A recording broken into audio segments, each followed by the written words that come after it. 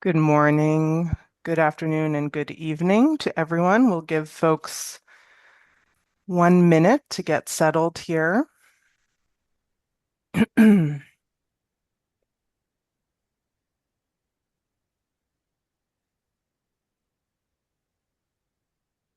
Okay, so not to lose too much time, I want to give you a very, very warm welcome to our first all-constituency briefing of the LGMA for 2026. Thank you for spending some time with us today. And of course, thank you to all of our speakers. We're going to welcome them each individually as we go along here.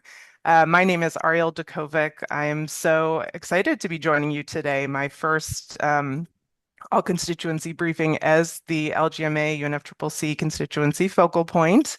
I am also the global head of communications and engagement at ICLEI, but very excited to join you today and to be joined by an incredible lineup of speakers today at this first briefing. We'll do a little bit of housekeeping first, and then we'll get into the meat of today's agenda. But we do have an incredible, as I said, number of speakers joining us today, bringing just such a diverse kind of perspective of what we are doing this year and beyond. Very quickly, we'll be joined by Yunus Arikan, the constituency focal point up through last year, to give some reflections as he turns over the focal point role. Then we'll be talking about our new governance approach for this new era. And I'm joined by Champa Patel from the Under Two Coalition. We're very grateful to be joined by Kirby from Australia, talking about the vision for the COP31 President of Negotiations. Next, Neil Khor this morning will join us talking about the action agenda, the high-level champion, and climate resilient cities and how all of those things weave together. Nathan Cooper will be talking about stakeholder engagement for the high-level champions. Next, we'll be joined by Dr. Ulf Jäckel from the German government talking about CHAMP leadership. Then Debra Roberts will be bringing us through what to expect on the IPCC special report on climate change in cities. Then Bernhard Barth from UN Habitat will join us to kind of put together the connections between the NDCs 3.0 and maybe a little bit on the urbanization climate ministerial that we can expect at COP31. And then finally, I'll wrap up with opportunities for engagement. There will be two opportunities for questions and answers during this session. So please, you can put your questions in the chat, in the question function as well.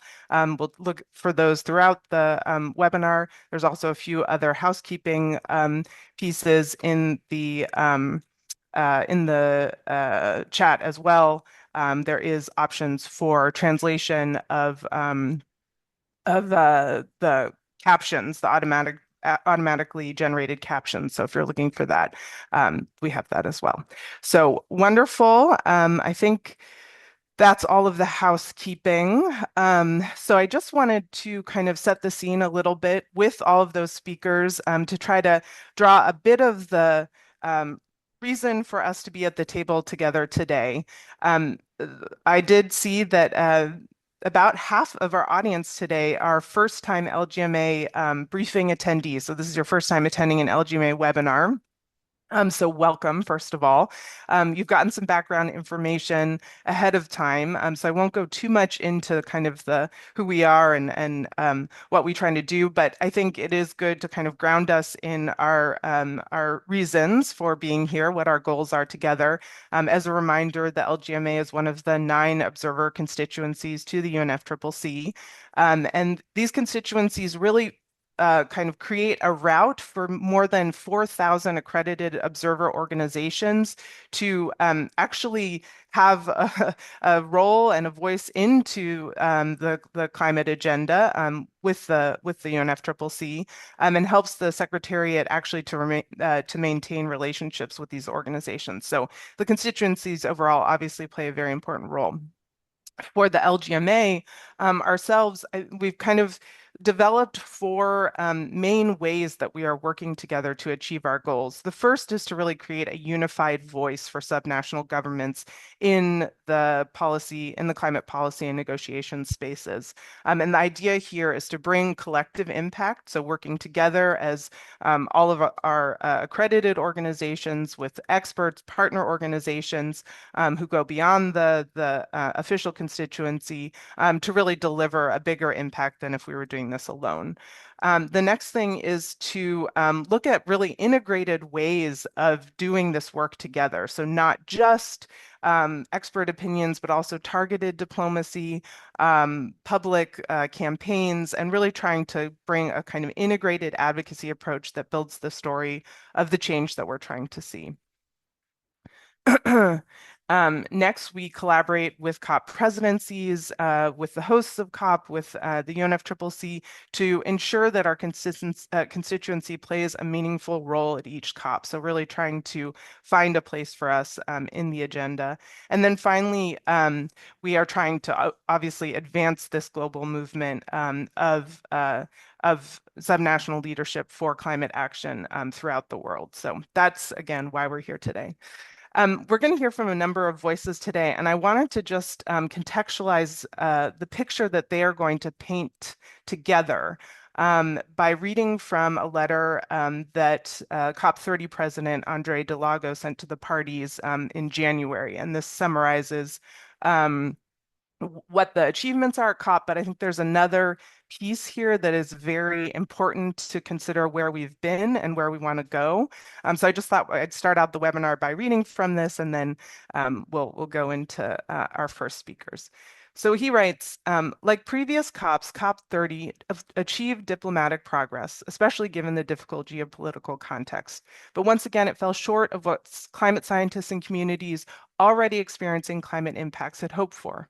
For 3 decades, political, policy, and business cycles operated under the illusion that the pace of global warming might adjust to that of diplomacy, even as climate change itself continued to outpace our international response.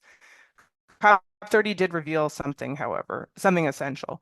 Our climate regime has evolved from a machine into a living system, and living systems do not survive through harmony alone, but through adaptation shaped by tension and feedback. Responding to this evolutionary pressure does not mean abandoning multilateralism. It means allowing it to mature. This is why climate multilateralism could now be upgraded to operate at 2 complementary speeds. It should evolve towards a new 2-tier multilateralism. The first collective speed should remain anchored in consensus. The second institutional speed should focus on implementation. In the second tier, emphasis would shift towards rapid, large-scale mobilization, diffusion, and deployment of resources, actors, and mechanisms worldwide, still highly fragmented. Aligned and coordinated, actors can promote strategic integration of finance, technology, and capacity building with policymaking, allowing exponential change and cascading effects across sectors, the so-called positive tipping points. It's a really great letter. We'll put the link to it in the chat, but yeah, I think it really sets the tone for kind of all of the different things we're going to hear from today. And with that, I will turn things over to my esteemed colleague, Yunus Arikan, the LGMA constituency focal point from 2009 to 2025. Yunus, I'm happy to turn things back over to you for a few minutes. Thank you, Ariel. Dear colleagues, dear partners, contributors into the session, welcome to all. It's one of my probably best webinars of LGMA since its inception in 2010, because that's the one that I did not lead the organization, and that's will be the one that I will speak the least. But jokes aside, it is, of course, a great feeling to share this new era. And first of all, a huge thank to all the LGMA colleagues. And I wish you the best of success to my fellow Ariel in her new capacity. And I'm proud to be also a member of the steering committee, which you'll hear more on behalf of ICLEI, together with other representatives. Here in this, let's say, literally the transition intervention, I just wanted to reflect on what we have achieved. When I was invited to join ICLEI in 2009, one of my first tasks was to take the responsibility of the LGMA focal point role on behalf of ICLEI. Ariel, there is a slide. I think there was one screen. Don't worry, I will not use more. It's just one slide. Again, this is another unique thing for me. Um, Obviously, what I wanted to reflect on what we have achieved. It's 16 years. It is an important era that we have lived together, we've shared together. And I think having this kind of a reflection would also give us the chance that we could better prepare ourselves for the next steps and next phases. So this chart is in fact an extract, a visualization of the annex of our LGMA COP30 position paper, and this was a list of all the achievements in the UNFCCC space, which means what have we resulted in after all these efforts. It's the tip of the iceberg. I also would like to acknowledge our dear friend Philip Young, who has also recognized this achievement in his blog on the way to COP30 when he was the COP30 special envoy for urban solutions. So that was also a nice opportunity for us to reflect that. Here you see the evolution since 2010 on the COP decisions, what we have achieved at the COP presidency, action agenda, and thematic work streams. I will not go to all of these for sure, and you will have this further information on that later on. But I just want to say that what this summarizes is, in fact, as I said, this is the tip of the iceberg, and I will deal the 3 points of how LGMA contributed into this and conclude with my recommendation for our next step forward. This picture for me is a visualization of transforming a taboo into a mainstream. A taboo in the sense that in the climate space, for the first 20 years or so, it was really a taboo to talk about local and regional governments. We have really kicked off, and when we say we, it is those ICLEI and LGMA partners who kicked off before me, the local government climate roadmap, 2007, with the historic speech of Michael Bloomberg at the Bali COP. And then the goal at that time was to feed to the Copenhagen Climate Conference. And the goal was recognize, engage, empower. If we look back, it was, yes, the goal was to reach at this results in Copenhagen, but Copenhagen was a break in the UNFCCC space. Therefore, we had expanded our vision to do the next steps. And what we have achieved, the recognitions towards Paris, you can see on 2015 and on the way to 2015, there was a peak. After recognition achievements, we have advanced in the formulation of engagement, which is the multi-level, on the way to Glasgow, Sharm, Dubai, and Baku. And next step is, of course, what you don't see here, but it is what actually will have to be done, is the empowerment of the multi-level action and urban. So that, I think, is our collective success. And here are my three, let's say, pillars that I have observed over these years in my capacity as the LGMA focal point, how we made this possible, or how LGMA contributed to this.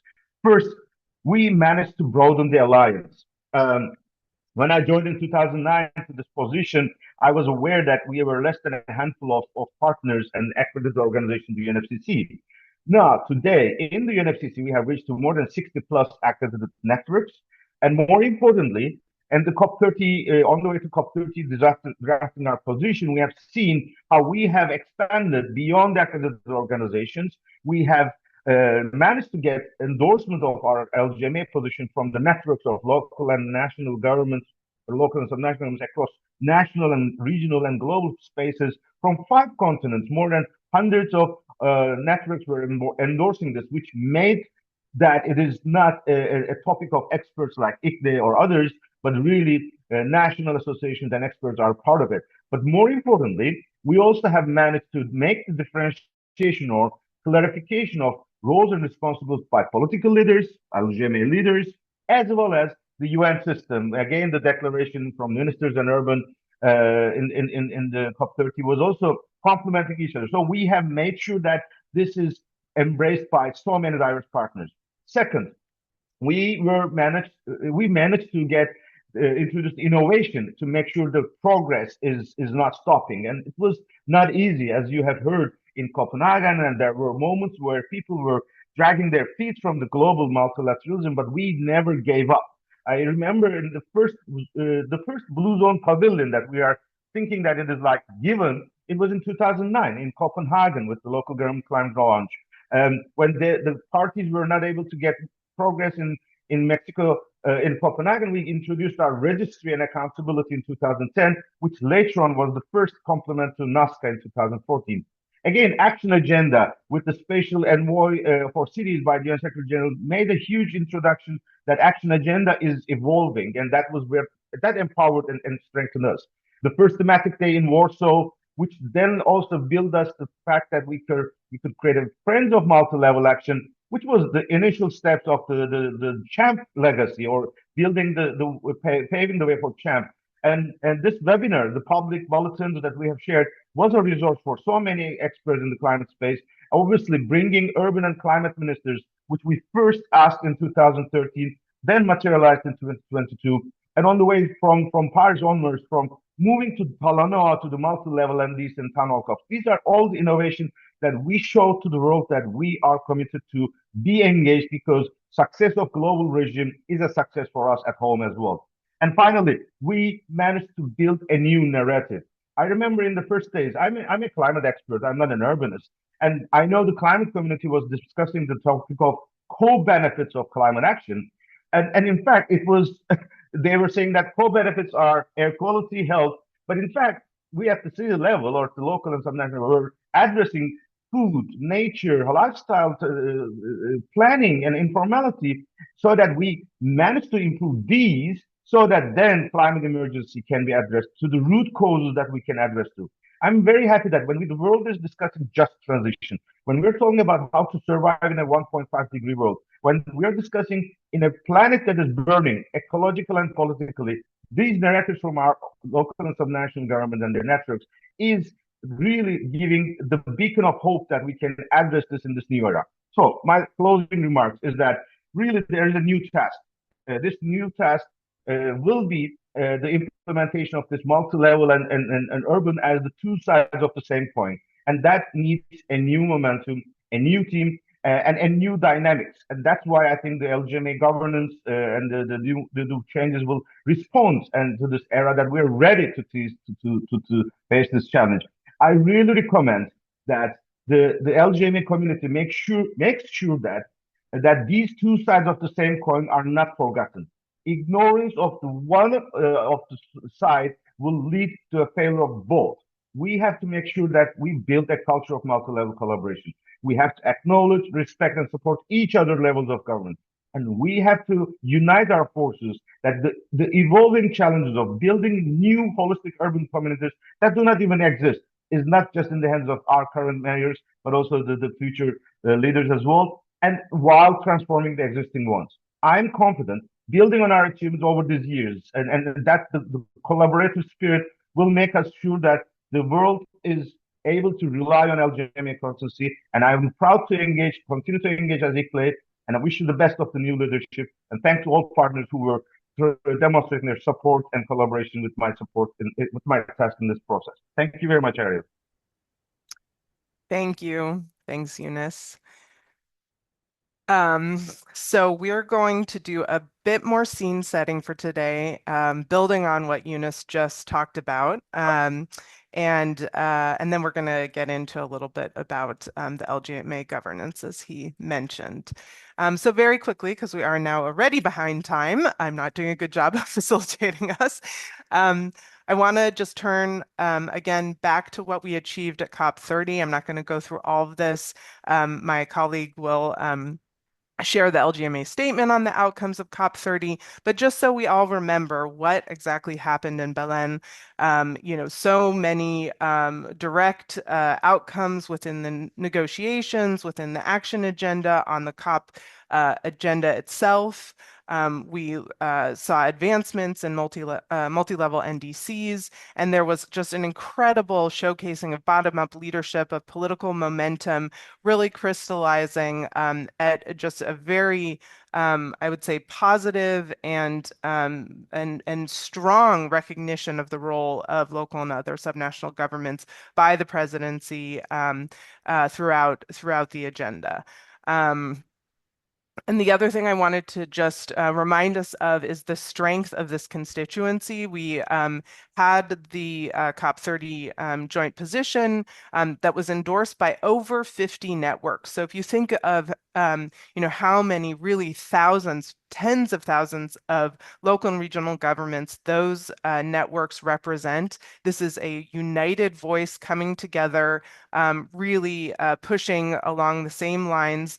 And I think, even looking at these logos listed, and this isn't all of them, but these are we're bringing together really just two very strong purposes. These are not all of the networks that endorsed are, having to do with sustainability. Not all of them have to do with local governance. These are really two very diverse communities coming together to show the strength of what we can do when we're focused on the same goals. Um, the next thing, just to again show kind of the landscape of who we're working with.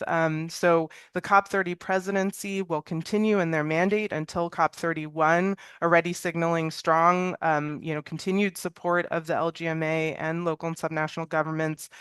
Today in the afternoon, we'll have Bruna Andrade speaking with us. Yeah, so the COP30 presidency continues.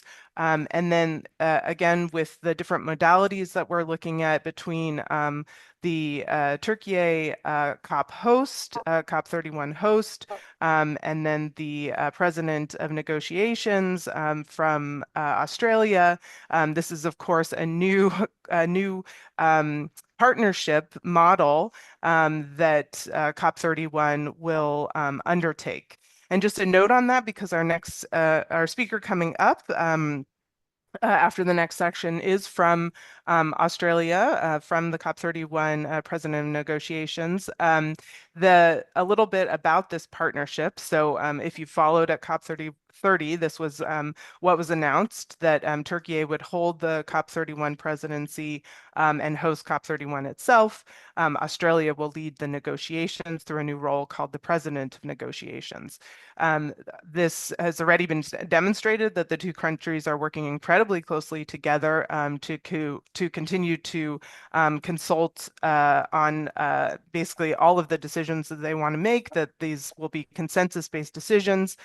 Also, some of the priorities that have come out of this is that the pre-COP will be held in a Pacific Island country to focus, to put a spotlight on what is happening in small island developing states.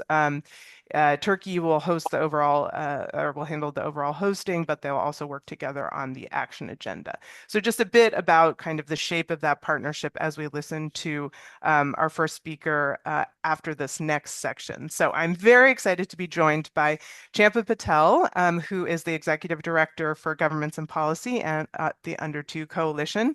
And also very importantly, Champa is on the LGMA Constituency Steering Committee. And so we are joined, she's joining me to talk about our evolving constituency in this new era that we've been hearing about. So welcome, Champa. And you can begin us with our vision. Yeah. Thank you. And it's great to be at the constituency today to talk about the work that we're doing. I really want to commend Yunus and Ariel for all the work they've done over the years to get us to this point. Like what I spoke with you all about and sharing in terms of a vision for how we go forward is really, really built on the foundations of the work that they've done. So I think, thank you to Yunus. I know you're stepping into a different role, but it's great to have you still engaged on this. So I just want to talk through where we see our vision for how LGMA will continue to evolve and build on the great work that it's done. And as you can see, these are the three areas that we've identified. So how do we continue to build towards a shared strategy for the constituency, shared governance, and a shared voice? And I'm just going to give an example of what we've done for the last few COPs to really illustrate what that means in practice. So, for example, last year, we held a wide engagement across the whole constituency to formulate the LGMA position, not only to write it, but to ensure that our stakeholders, the networks that we represent, endorsed it, and then to use that as a basis for our advocacy. This advocacy, even though it was focused on COP outcomes, we built a calendar through the year.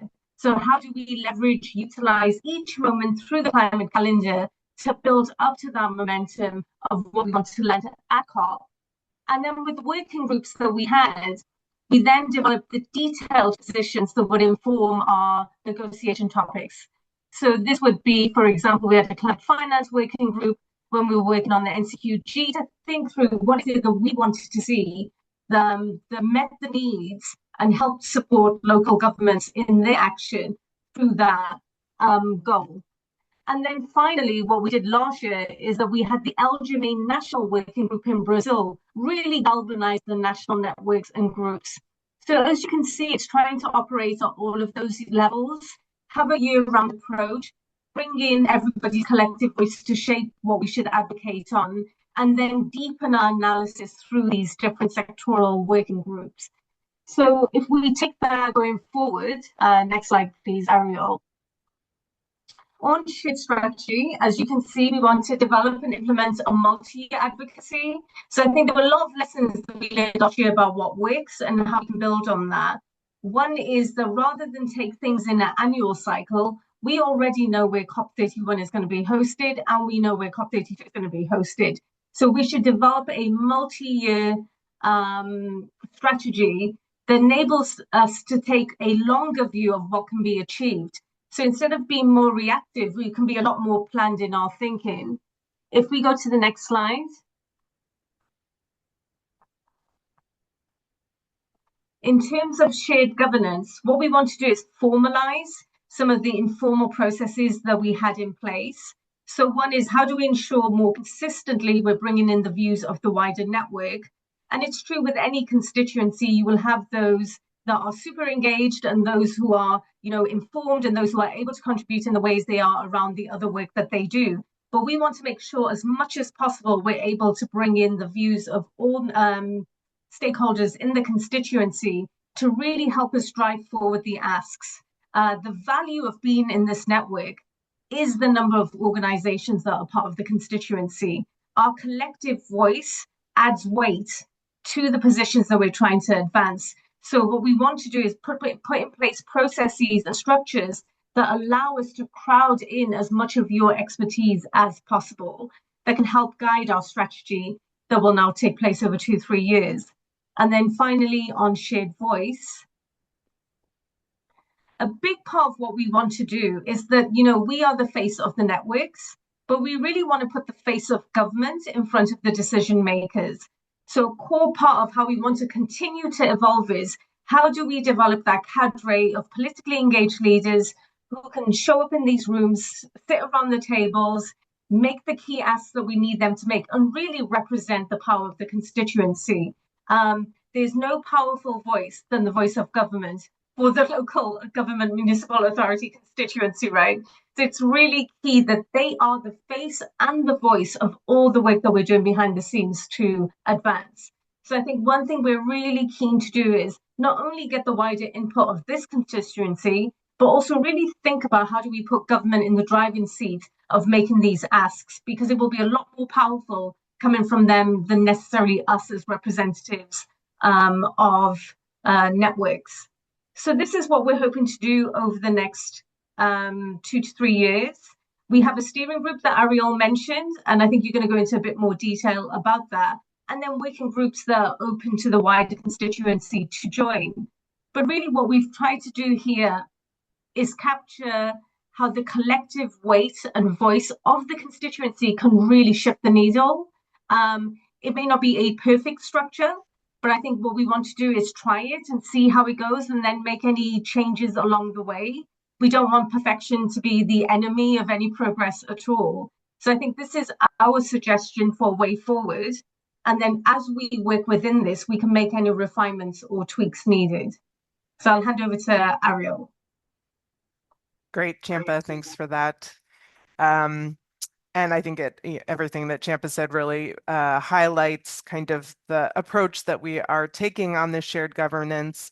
One of the, or I sort of see three kind of main ways of working. So one is really to prioritize our effectiveness as much as possible. So where can we as a collective organization kind of have the most impact. I also see this kind of a lot of decision making that we make really being driven by pragmatism, understanding that this is a volunteer constituency, that when we have folks volunteering for the working groups, that they're really doing this as part of their commitment to the work and not not being paid for it. So really just trying to find ways of having as organized of a constituency as possible without putting an undue burden on those who are willing to raise their hands. And then finally, again, just getting back to this collective impact of what we can do together, working towards a shared goal.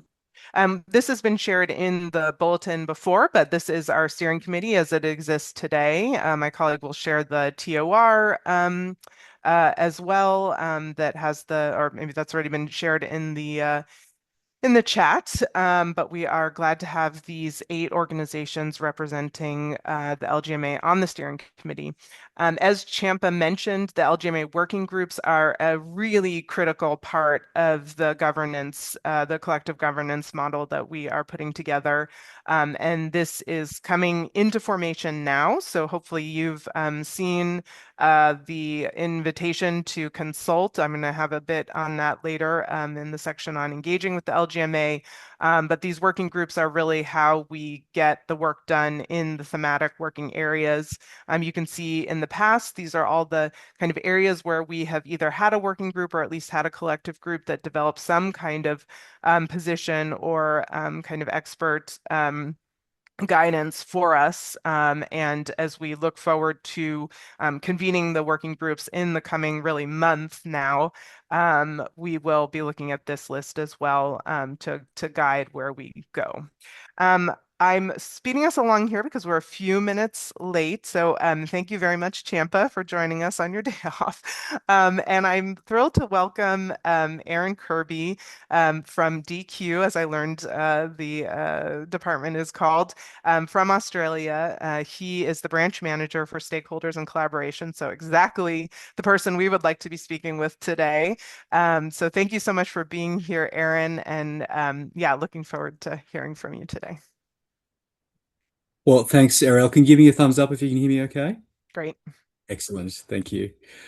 So thanks so much. And thank you to you and to the whole constituency for convening this first briefing of 2026. I'm Aaron Kirby, as you said. I'm the branch manager of the Stakeholder and Collaboration Branch of Australia's COP31 Task Force, and it's really a pleasure to join you this evening. I'm joining from Ngunnawal country here in Canberra. And I'd like to start off by acknowledging the vital role that local and regional governments play. You're often the first to act, and you're always closest to the communities that experience climate impacts. I want to underline that for us, COP31 is a global challenge. You'll hear that a lot from almost every presidency, that no nation can tackle climate change alone. But that's really demonstrated by the nature of COP31 this year. You have 2 nations, Australia as president of negotiations, and Turkey as the COP president, and an entire region in the Pacific with whom we're partnering closely, playing leadership roles. And so in 2026, as you said, Turkey will physically host the COP and the World Leaders Summit in Antalya, and Australia will serve as the COP31 president of negotiations. And for us, that means we'll be looking at setting the negotiating agenda, managing that agenda, selecting co-facilitators, preparing draft decisions for parties to consider. Really, the engine room of the negotiating agenda will be an Australian occupation for the next 6 months or so. And so, in addition to that, a pre-COP will also be hosted in the Pacific, and that'll be an opportunity for leaders to see firsthand the impacts of climate change on Pacific nations and to hear Pacific voices and solutions. And that pre-COP with the leaders element will take place in Fiji from the 5th to the 8th of October. And that will include an opportunity for leaders to visit another low-lying Pacific country, Tuvalu, as well. So I'm really glad to be speaking to the LGMA specifically. You know, your briefing theme, I think it's a priorities, partnership and engagement. That's exactly right for us. At COP30, we advanced the recognition of multi-level action and the importance of urbanisation. And it was terrific to see, Yunus, your diagram over time of the progress of the recognition of the importance of these issues, the importance of urbanization, of multi-level action and collaboration. Many of those practical questions, though, remain. How do we turn that recognition into delivery frameworks, into bankable pipelines, and into finance pathways that empower cities and regions as implementation partners? And it really reflects the early thinking we've heard from parties as well as we look at the key pieces before us in the COP31 space this year, including as we consider, how we start the second global stocktake, how we put the meat on the bones of the just transition mechanism, and how we look at mobilizing investment around the world to achieve the Paris goals. And so for our perspective as president of negotiations, the test for COP31 is really about practical progress. How do we make progress against resilience, emissions reductions, sustainable development delivered in ways that work in real places, in real cities with real budgets and real people? So in terms of what we are looking to the LGMA for, to be honest, like any presidency in March, we are still a bit in listening mode as we hear priorities from parties and constituencies, and we're paying very close attention this evening. But I think one thing that would be a really no regrets move for this constituency is to continue to help make the case, backed by evidence and examples where you can, that action works best when all relevant levels of government lean in. It's specific to particular countries, of course. Different countries operate in different ways. But in our experience in Australia, multi-level governance is not an add-on, it's an implementation accelerator. And in many cases, it's a precondition to effective action at all.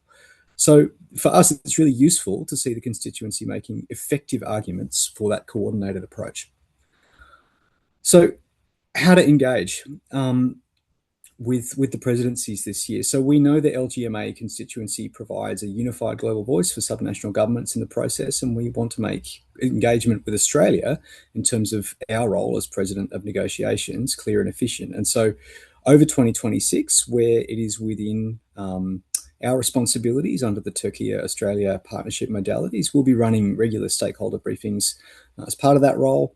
Particularly, obviously, for constituencies in Australia, but we'll also support structured participation through established UNFCCC pathways like submissions, observer engagement, so that your perspectives can help inform the practical outcomes we're hoping to deliver this year.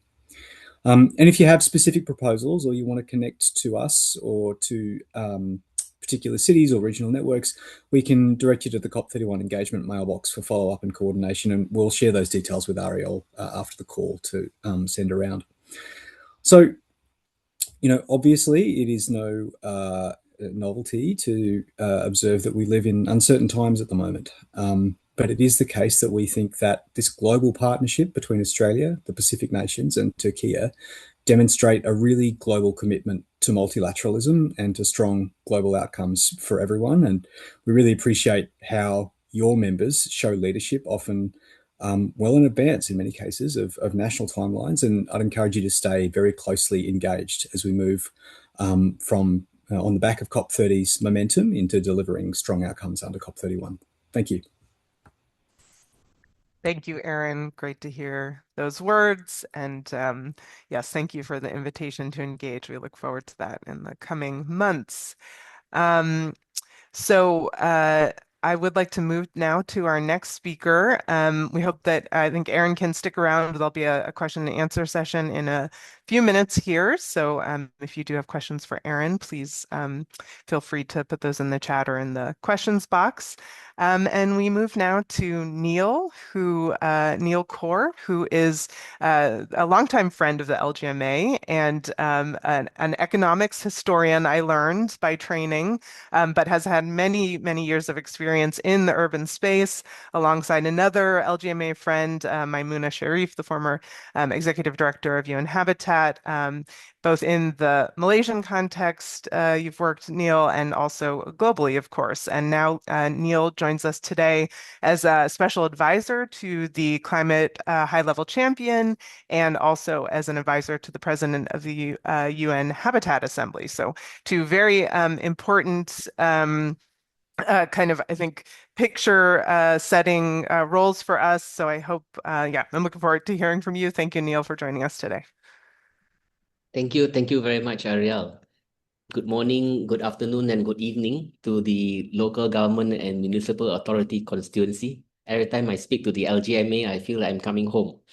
So thank you to the LGMA Secretariat, Ariel, and of course, who's our new focal person, and of course Yunus, my old friend. Good to see you, and Kata for organizing this first quarterly LGMA webinar. So as Ariel said, today I'm really privileged to deliver key messages on behalf of the President of the United Nations Habitat Assembly, the Honorable Ngakoming, Minister of Housing and Local Government, Malaysia, and also share the vision of Mr. Samad Agabash, COP31 Climate High Level Champion Designate. Ladies and gentlemen, your leadership in advancing the climate agenda through local action forms the basis for a better quality of life in our hot, climate conflict-ridden and challenging world. But as Yunus said, when the going gets tough, the tough goes local. In our case, this constituency is at the forefront of socio-economic upheavals. Yet, you are also amongst the best at grounding climate solutions that shapes a climate response that is just, inclusive, and equitable. On behalf of the President of the United Nations Habitat Assembly, please let me thank all of you for the amazing collaboration and partnership at COP30 in Belém, in Brazil. Minister Nga worked closely with his counterpart, Minister Jada Filho, Brazil's Minister of Cities, to encourage member states to strengthen multi-level cooperation. He continues to advocate for resource mobilization and the inclusion of local action in nationally determined contributions. So to address Ms. Champa, you have a champion in our minister. The Malaysian presidency also acknowledges the leadership of Ms. Ana Claudia Rosbach, Under Secretary General and Executive Director of UN Habitat, and the UN Habitat Climate Team for the innovative ways they find each year to ensure that the voices of the LGMA is taken into account in the negotiations. In addition to the World Urban Forum, the Malaysian presidency will continue to support the Ministerial Meeting on Urbanization and Climate Change as a key annual moment in the implementation of the UN Habitat Strategic Plan. Here is an opportunity to ensure our cities and communities are resilient and sustainable through strengthened multilateral cooperation. The UNHA President welcomes the formula of resilient cities built upon adequate and affordable housing, land tenure security, and the just provision of basic services. Additionally, the presidency is working hard to engage member states, multilateral development banks, and the private sector to continue investing, granting, and financing climate resilient cities. We reiterate the call to the LGMA constituency to carry out town hall COPs to align national, regional, and local climate action. Ladies and gentlemen, please allow me now to put on my other hat. As you know, the role of the Climate High-Level Champion is to unite non-state actors, including the very important constituency, to bring climate action out of conference rooms and into daily life. The COP31 Climate High-Level Champion wants to continue the good practice of deep listening. He wants to find ways to elevate, advocate, and consolidate the LGMA's efforts to turn ambition into measurable outcomes on the ground. He wants to help move beyond the era of pledges into the era of implementation. At the same time, he's committed to the Global Climate Action Agenda as a collective delivery platform to ensure we register, record, monitor, and track all local actions that help contribute to achieving the goals of the Paris Agreement. The LGMA ensures climate policies are translated into practice and action. You also help to ensure resource efficiency, provide the infrastructure that allows other stakeholder groups like civil society and the private sector to channel investments needed to build resilient cities.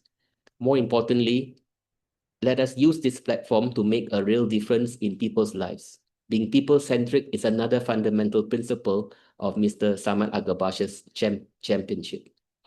Ladies and gentlemen, the COP31 champion is already working alongside fellow champion from COP30, Mr. Dan Inchkep, to accelerate the implementation of the climate agenda. For COP31 presidency and the climate high-level champion, there will also be a specific focus on zero waste as a climate accelerator. Every year, humanity generates 2.1 billion and 2.3 billion tons of municipal solid waste. Without urgent action, annual waste generation will hit 3.8 billion tons by 2050, aggravating the triple planetary crisis of climate change, nature, land, biodiversity loss, and the crisis of pollution and waste. Food waste in particular is a critical yet preventable driver of environmental harm, undermining food security, slowing progress towards zero waste and a circular future. Tackling food waste, therefore, is essential for enhancing food security and accelerating the transition to a circular zero waste economy. By focusing on food loss and food waste, water stewardship and methane reductions, we can pull the fastest levers of levers available to us while the longer-term energy transition unfolds. These solutions are affordable, available, and ready to scale now. In conclusion, the challenge ahead is great, but not impossible if we work together. Let me reiterate the top 3 priorities of the COP31 Climate High-Level Champion. 1, Mr. Samet is committed to the climate action agenda and the Marrakesh Partnership in all its 6 axes and various thematic focus areas. 2nd, he would like us to transition from pledges to action. 3rd, he calls upon all of us to be people-centric in all that we do.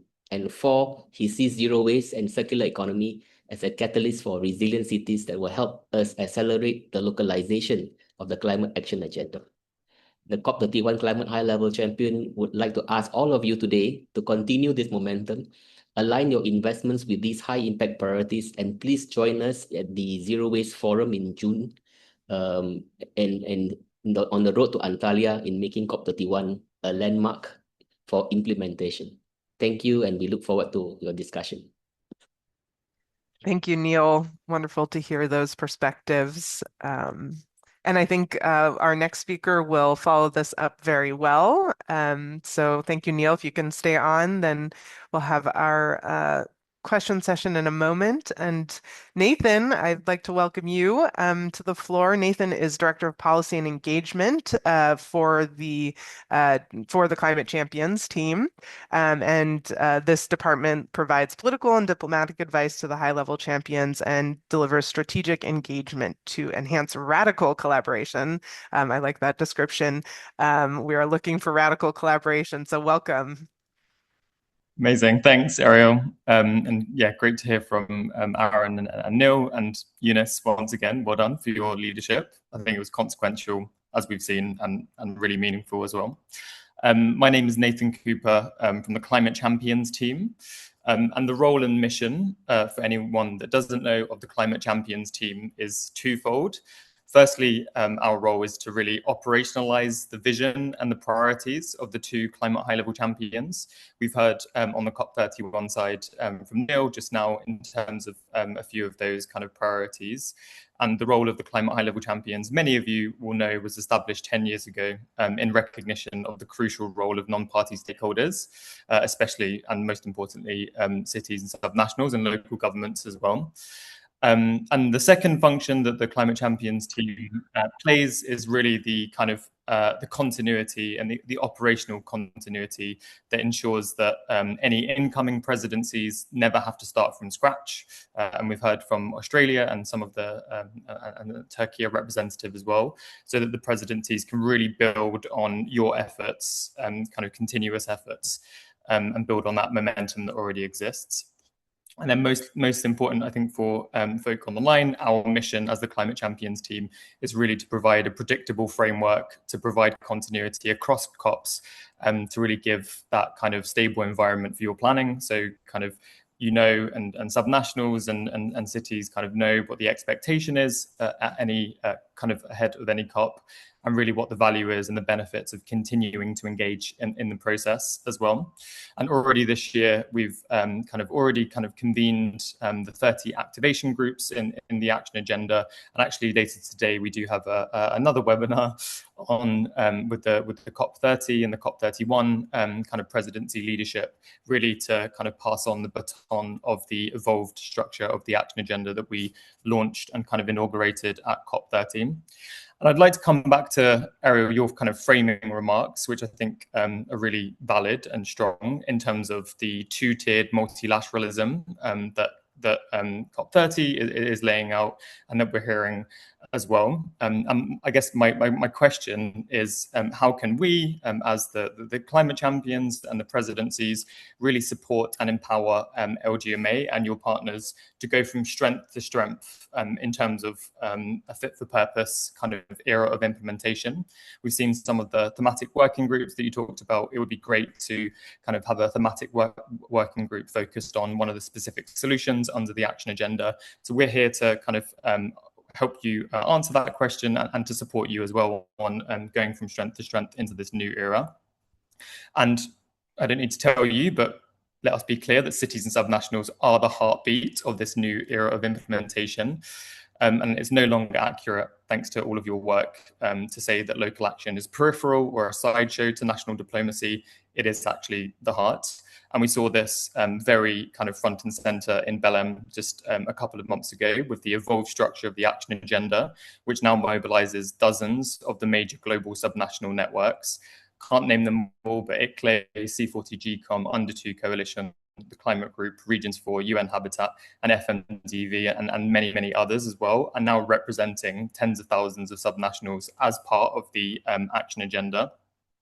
And also a third, we've done some analysis, and a third of the plans to accelerate solutions under the action agenda, which are really the implementation vehicle of the action agenda, the coalitions of the willing, when we think about the kind of two-tiered multilateralism, a third of those plans to accelerate solutions are directly focused on and powered by subnational actors as well. I think there's a really great foundation to work together to really usher in this era of implementation. And let me just highlight three quick examples, if I may, in terms of the plans to accelerate solutions, which I think are very opportune to kind of prioritize and focus on. So the plan on resilient urban infrastructure, which seeks to address the very real problem that, especially in Global South, subnationals face an urgent demand for infrastructure that can withstand the mounting impacts of floods and heat. Yet they often face the financing or capacity to move these projects forwards. So we do actually have a plan to accelerate solution, which is under the leadership of the Brazilian Ministries of Cities and UNEP and UN Habitat, and of course ICLEI as well, which focuses on delivering high quality green and grey infrastructure to those municipalities that need it most. Another increasingly important plan to accelerate solution is on greening cities to beat the heat plan, which seeks to address the reality and the prediction that by 2050, over half of the global population will be living with extreme heat if the world does breach 2 degrees of global warming. And the Beat the Heat plan to accelerate solution, again hosted by UNEP, Cool Coalition, and the Global Calling Pledge, with the support from C40 and Under 2 Coalition and Regions 4, is our collective roadmap for sustainable cooling, and focuses on supporting hundreds of cities and local heat action and greening plans at the kind of city and subnational level. And then the third one I would kind of highlight is one that Neil mentioned, the kind of rationale. We do have a really great coalition around no organic waste with UNEP's Clean Air Coalition and others like the Food Banking Network and the Global Methane Hub. And that is really kind of aimed at empowering cities and subnationals to prevent further food waste, all with the goal of reducing methane emissions. So I'm going into quite some kind of specific details in terms of like the specific solutions compared to some of the kind of the tone of the conversation thus far. But I do really feel that kind of having this level of conversation in terms of how do the coalitions of the willing really support subnationals in the scaling of specific solutions is the kind of the vocabulary and the vision for the next era and the next 5 years of the Global Climate Action Agenda. And well, an offer, we'd love to work with you and through the key initiatives of the LGMA to help ensure that these plans really do translate into implementation and really do create those co-benefits, robust finance and sustained support for cities and subnationals as well. So I'll stop there. Back over to you, Ariel. Thanks. Thanks, Nathan. Thanks for, I think you've really connected kind of the idea of that two-tier multilateralism. So what does actually kind of empowered implementation look like? Very, very specific examples there. I think it's helpful to actually put some specifics on what we're talking about when we talk about this. So thanks for that. And we will also look to share that webinar that you mentioned. I'll try to grab that link because I think it is open to everyone on the action agenda. It's happening today at, I believe, 1 o'clock European time. So thank you. Great. So as I said in the chat, we only have time for one question, but I'm not seeing any questions in the chat. So maybe I can ask one, which is to Aaron, just asking, I wanted to just hear maybe very briefly, because we are behind time, on the priorities on around like, I guess, identified priorities on engaging with the Pacific region. I know there had been some mention of a fund, potentially a resilience fund, but just anything that you can share immediately on that, if that's within your purview to share.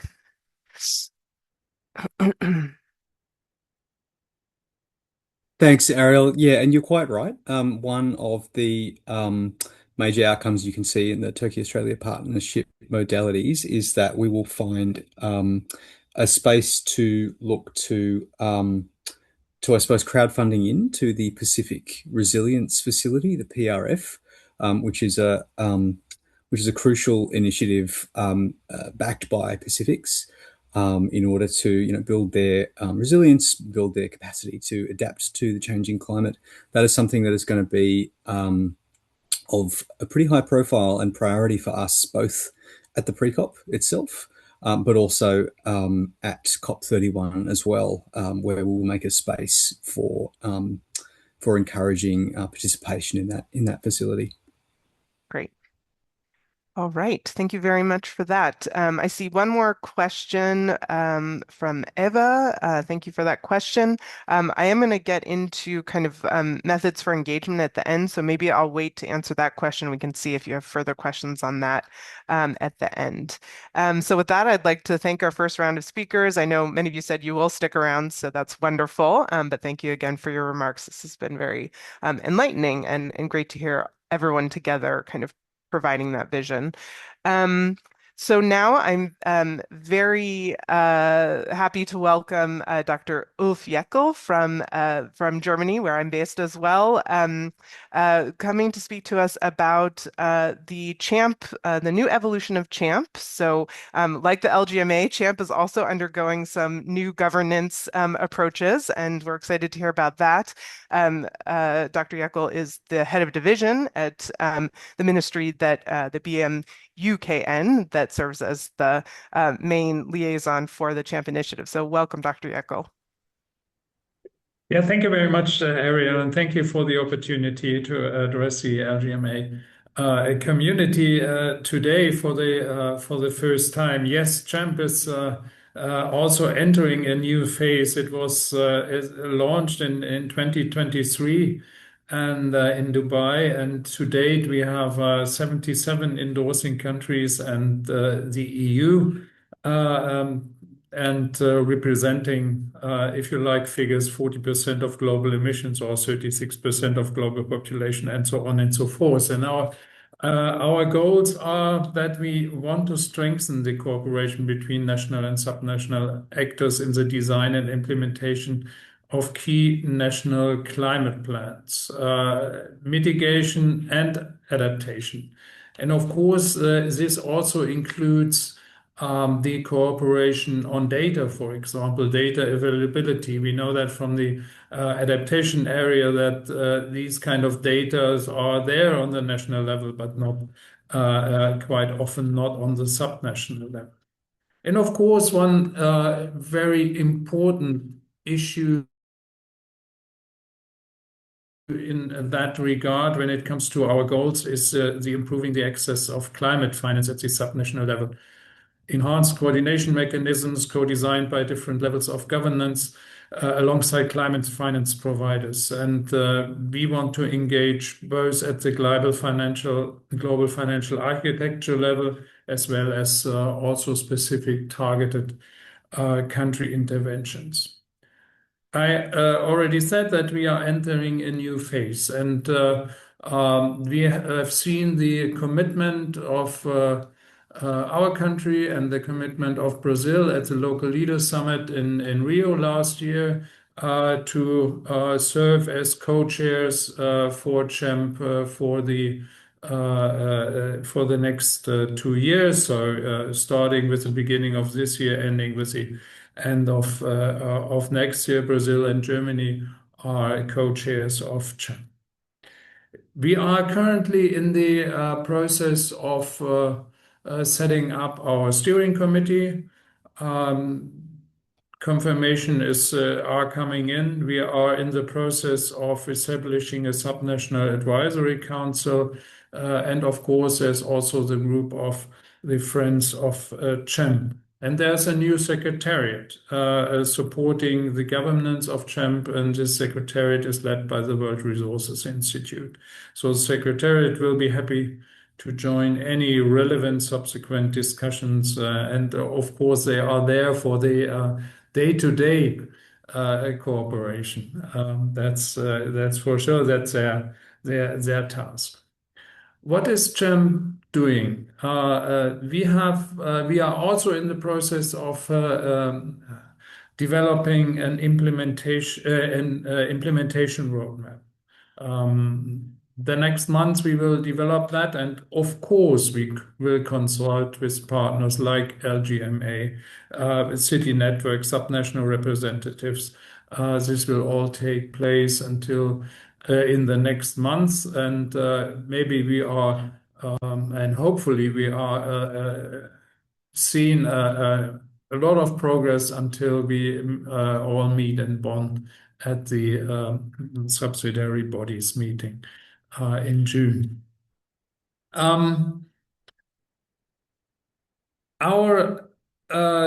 know our experience shows that the work is done, the climate work is done, and also the climate effects when it comes to climate change effects. These are felt first at the regional and the community level. So we see that it's very necessary and urgently necessary to work closer together. It's not always that easy, and coming from our country with this three-level system we have via our constitution, it's not easy to work. There are constitutional barriers to work with the local governments, for example, to support the local governments. But we see this need, and we were very happy that we have also seen in Belém the path for this multi-level governance. This is an important thing, and that will be in close relation also to the CHAMP work. We will see how we manage to get there, but having Brazil as a co-lead, so we are, I would say, also on the safe side there. And yes, we also want to bring our national experience from Germany. We have from our national climate initiative to our support programs in the field of adaptation, to our Center for Climate Adaptation, and climate managers in, I don't know, 70 communities in Germany. So we will bring in the experience of that as well. Also, how do we do the regular exchange and things like that? And I know Brazil, they have these three levels as well. They have a slightly different experience, but we are working very closely with them. So we will bring in that experience. Having said that, we are very much looking forward to work with you, with the LGMA community in the coming years to bring the issue forward, to bring the issue of multilateralism, which we think is really important forward, but also multi-level governance and working together across the levels of governance in a country. So, having said that, thank you very much for having me, and back to you, Ariel.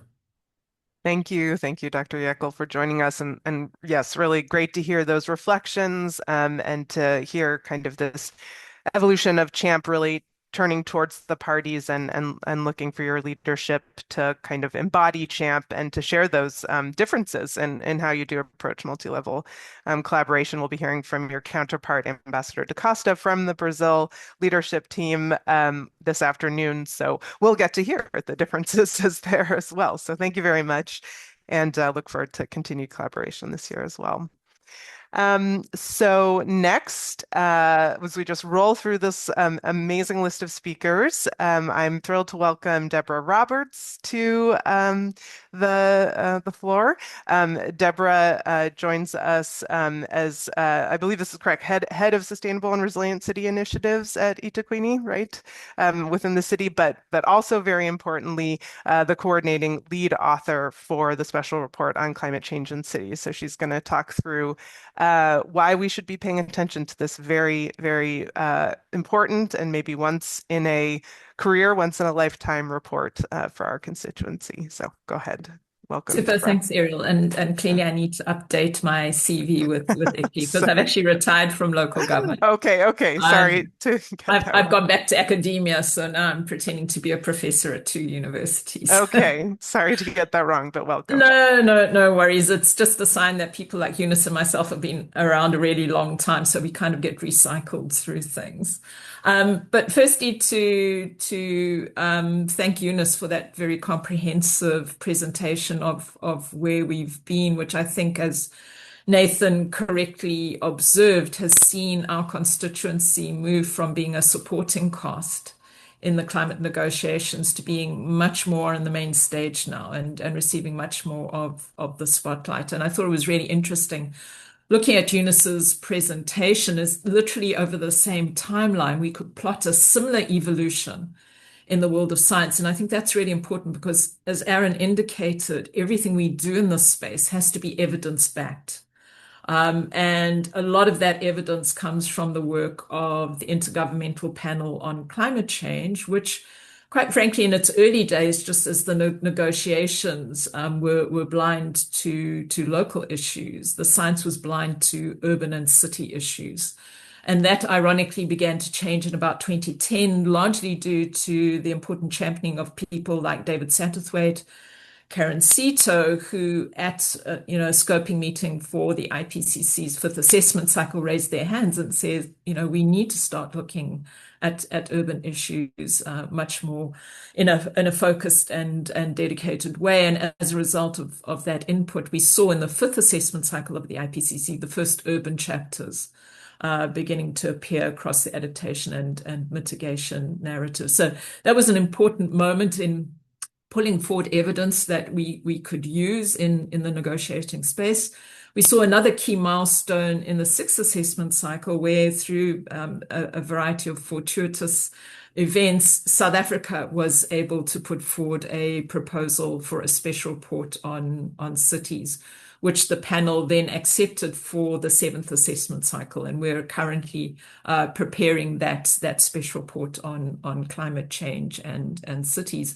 And this really is a very strategic moment. As you said, Ariel, the people on this call will never again in their professional lives see the IPCC produce a dedicated product on cities. This is kind of a once in a generation opportunity for us. And whereas all of the scientific evidence prior to this has really been or had cities as an ancillary actor, this is the first scientific product which has us firmly in the spotlight. And I think there are a number of strategic opportunities associated with this. So in the run up to the report, which will go to approval in Singapore in March of next year, I think this constituency can mobilize at two particular levels. Firstly, substantively, the second order draft of this report will be out for expert and government review from the 8th of May until the 3rd of July. So I would urge, all of our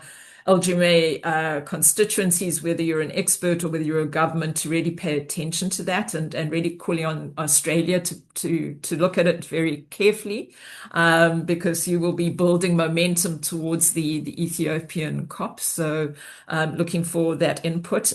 So please review it carefully to see if there are any gaps, any contradictions, anything else you want to see reflected in there, because it's only through your comments that we can change the second order draft. So you've got a lot of agency at that particular point. I also think, and I think a number of speakers, such as Aaron, have pointed to the fact that we're in a very difficult geopolitical position currently around the world. So I think we need to be mindful that in anticipation of the approval next year, we really do need to be rallying national level support for this special report. So I think the constituency needs to think about how it uses vehicles such as Champa to ensure that when we get to Singapore for the approval of the report, we've got people in the room who are actually supportive of the report, who want to see a spotlight on local government enhanced, supported, and enabled. So those two things: review, second order draft, mobilize prior to the release of the report. But to my mind, the real work starts once we've got that approved reports in our hands. It's there are two major platforms. We've got to be thinking about COP32 and the Ethiopian presidency. And again, here I look to Australia, because you're going to be doing the handover to the Ethiopian presidency. So what you do, what you say, what you anchor at this year's COP becomes an important platform in setting up a suitable platform at COP32. So I think that's a really important negotiation, is thinking about COP32 and how one engages the Ethiopian presidency. Africa is the most rapidly urbanizing continent in the world. So, a good place for that momentum. And just being very practical, the second major strategic opportunity is one has to be realistic about the global stock take. If we look at the production of IPCC products in the sixth assessment cycle, we basically had those products ready for that GST about 2 years in advance of the completion of that. That's not going to happen this time around because of the continued debate around the timeline for delivery. And so this special report on climate change in cities is likely to be the best placed of the IPCC products to influence the global stock take. So again, important for this constituency to be thinking about not only the COP in Ethiopia, the handover from Australia to Ethiopia, but also how this is used importantly in the GST to set up an understanding of where we're at and where we could be. So an important one for our constituency, and very happy to answer any questions if there are questions after the fact. Thanks so much, Ariel. Thank you, Debra. Couldn't have made a better case for a multi-year advocacy strategy than the timeline you just laid out. So thank you for that. I think it really helps us to understand why we should be absolutely paying attention to this report and making it central to the work that we're going to be doing together. So thank you for those comments. We will have a moment. I hope if folks are thinking about their questions for Debra and others, we will have time for questions at the end. So next, moving on to Bernhard Barth from the UN Habitat. He is the program coordinator. I hope I got this one right. Program coordinator for climate change and urban environment, and a longtime friend of the LGMA. So thank you very much for being with us today, Bernhard. And you have the floor. Thanks, Ariel. And you can already jump to my first slide. But before really going into this, of course, big thank you to the LGMA for convening this, for bringing so many of us together. And of course, as you say, UN Habitat will be a friend of LGMA and we are fully committed to the partnership and the partnerships that are associated with that, and of course working with the constituency in the context of the COPs is critically important. So we are, of course, organizing again the ministerial meeting on urbanization and climate change. I don't have a slide on that yet. We are in early conversations with the COP presidency from Turkey. We'll also have our first substantive meetings with Australia this week, but maybe as a sneak peek, we have proposed for now 3 thematic focus areas: NDC implementation, and that's where the slide then leads to, financing, implementation, but also housing.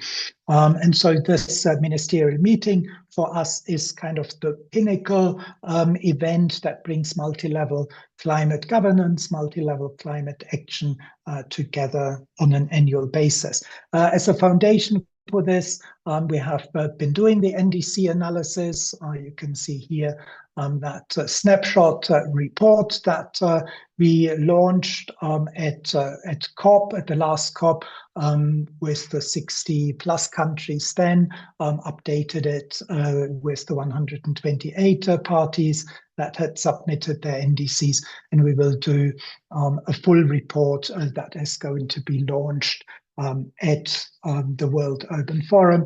We will probably need to do an update on that one as well, given that I guess the momentum is a little bit sluggish at the moment in terms of delivering the NDCs. But we are all, I think, now in implementation mode. So we have this whole flagship series in a way in the making. We will launch the flagship report, as I said, at the World Urban Forum, but it'll be supplemented by regional and sub-regional deep dives, by country dashboards, sectoral deep dives. Energy, housing are in the making, finance is being discussed. But we're also, and I think this links nicely back to some of the conversations that we've just had, we are also looking then at a report that summarizes the implementation of NDCs or urban action under the NDCs.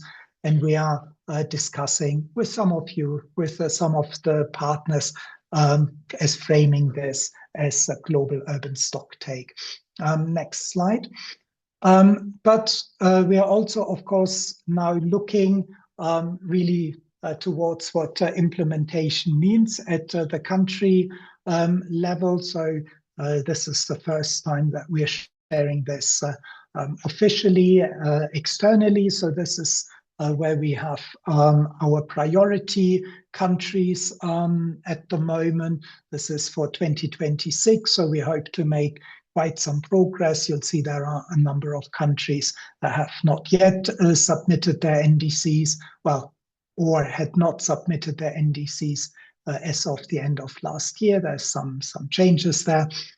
So the finalization of those is one of our priorities, but then of course working towards national urban implementation plan and subnational city level implementation plans. You can see that we have also put stars on the ones that are also Champa endorsers. Of course, as the UN, we work across countries based on demand and requests. But in that sense, we also work very closely with the UN-wide Climate Promise Forward, which is about the implementation support of NDCs led by UNDP, but with all UN agencies. So also one area where we are very keen, of course, to connect to the entire LGMA constituency. Thanks very much, and back to you, Ariel.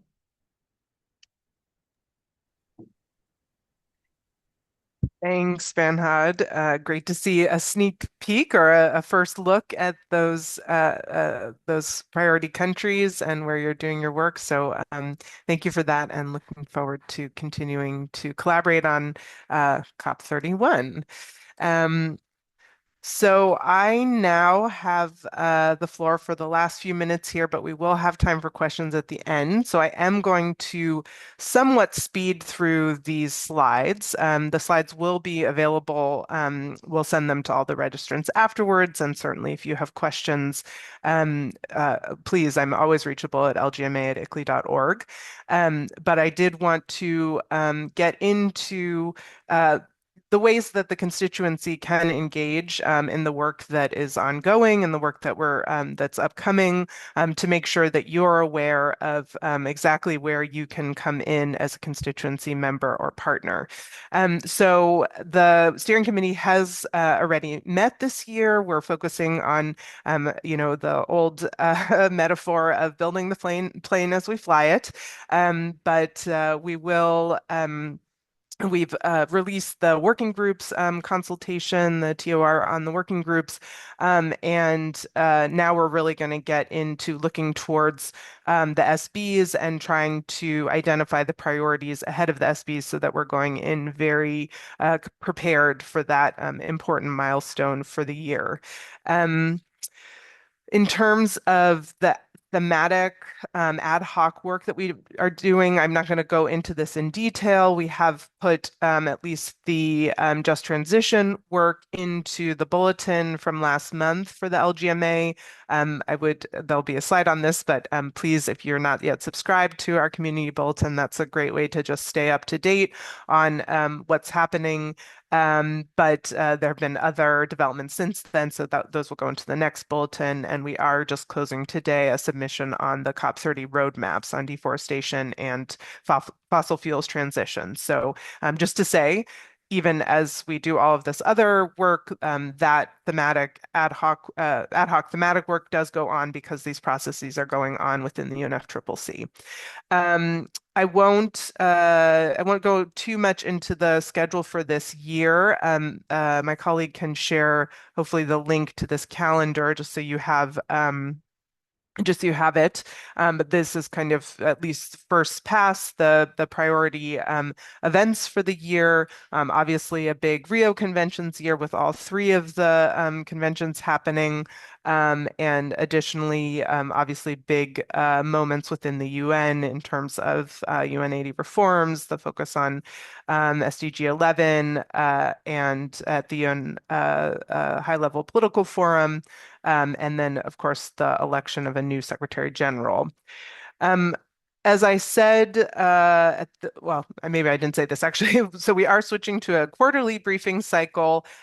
We wanted to really be able to consolidate everything that we're doing, both in the steering committee and in the working groups as those get developed, and bringing those to you in a quarterly fashion with sort of multi-speaker briefings like this. And so this is kind of the calendar that we're looking at in terms of trying to get to you at the moments when it's going to be most informative. So just before the SBs and then ahead of COP and afterwards. It may be that we'll have one or two other briefings as that comes up. We're also looking at doing, we talked about the opportunity to look for local government representatives who could speak in person at these key events and doing trainings and briefings for them. This is just a proposed schedule, but something like that ahead of key moments. As we look towards the opportunities for you to engage. So now concretely, we have this TOR that is out for comment on the working groups.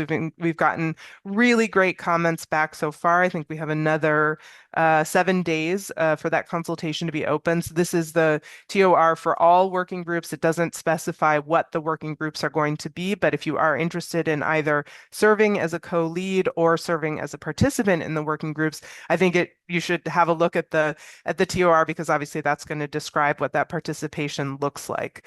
And then the work will be done to sort of consolidate all of that into a final TOR and And then we'll be sending out an expressions of interest along with at least the initial list of working groups that we will convene for this year that will be, again, open for 2 weeks. And so if you are interested in that, we really encourage you to submit an expression of interest, and it'll be, again, a very basic process to get that going. And so all of this to say we really want to convene these working groups by May. As I indicated, we are doing all of this ad hoc work already. We want to have this formalized way of working already established so that we can move forward, but in an organized fashion.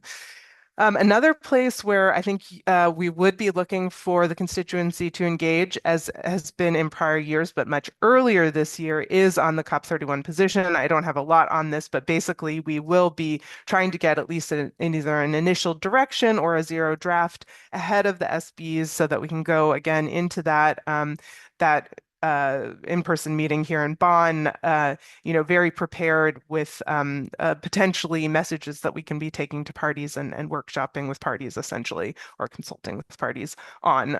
So that will be another place. And just to say, of course, we would be looking for your engagement there. There will be other opportunities that come about. And so I just want to make sure that there are some coordination channels that exist that are very important, that if you are on this briefing, I think you are enough, engaged with the LGMA that you should be involved in these coordination channels. So obviously there'll be other briefings this year, and we'll put that schedule on the website, on the LGMA website as soon as that becomes available. But the LGMA WhatsApp group, my colleague will share the link to the chat. To the WhatsApp group in the chat, and then that community bulletin. Subscribing to that, this QR code will take you there, and we'll also put the link in the chat as well. So I hope I got to your question, Eva, that answered it, but just you had asked actually particularly about which working groups are going to be convened. We will, when we release the expressions of interest, the call for expressions of interest, then we'll include at least that initial list of working groups there. So we've indicated in the TOR the previous areas that we've worked in. You see now the ad hoc work that's happening. So I think, if I were a betting woman, I would say that those are likely to be areas that will pick up again this year. But obviously we'll have that list again, kind of determined by the priorities for this coming year. So with that, we have 1 more minute. If there is, sorry, Eva, you followed up with their work plans. The work plans would be one of the kind of first things that would be developed out of the working groups once they convene. So that would definitely be a part of that. I'll in the follow-up to this, we'll share a couple of links, particularly on these engagement points. But the TOR, the terms of reference for the working groups, does go into detail about how how co-leaders, what the responsibilities of the co-leads or leads would be, how those are formulated. Basically, I know it's a little bit vague at this point because we haven't actually convened the working groups yet, but this sort of is the steps of the process of getting that TOR agreed to and then convening the working groups based on the areas of work. So thanks for that. Any other questions for our speakers today? While I'm waiting to see if any come in, I just want to say a big thanks to our speakers. I don't know, Kata, if you can put everyone on the screen, and maybe we can take a very quick photo. Actually, that would be very cool. But it's really been a pleasure to welcome you to our first briefing this year. I think it really paints a picture of the work that we have ahead of us, of the great collaborative spirit that all of your organizations and roles are offering us. I would like to reflect that back to you, that we come very much in that collaborative spirit to you, and look forward to really working on all of this work together with you in the coming year and beyond, in the multi-year advocacy spirit. So thank you all. And I think with that, I will say have a great rest of your day, your morning, your afternoon, your evening, wherever you are. Thank you. Thank you.